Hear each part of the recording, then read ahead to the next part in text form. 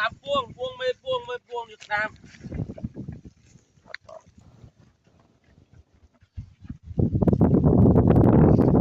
có đám chó đó nó chó nó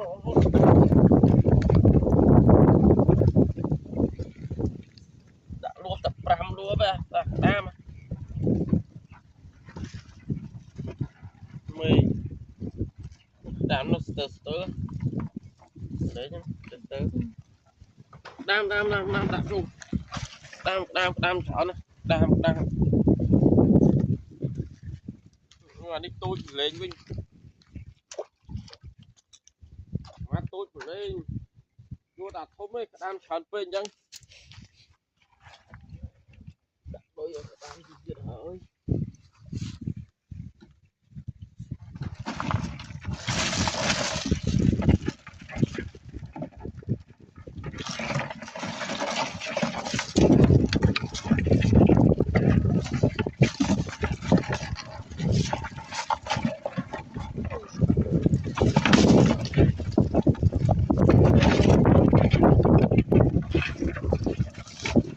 mấy từ bạc luộc đám kinh đó còn đám mà cố cái còn luộc cái đám mà luộc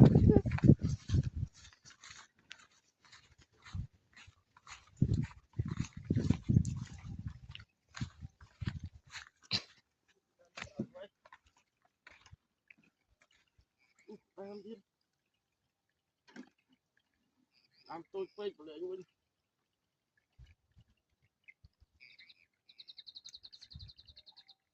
là tôi chơi rồi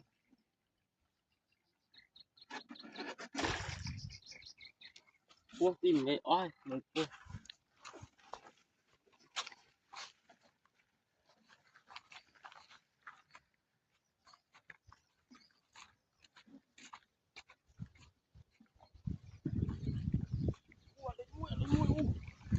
ô thông mà thông nghe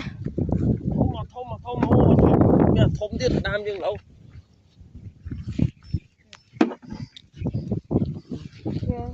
đau vậy mà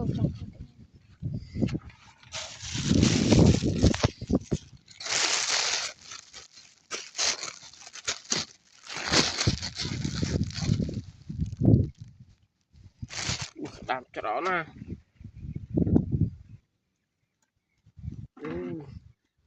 làm cho đó mà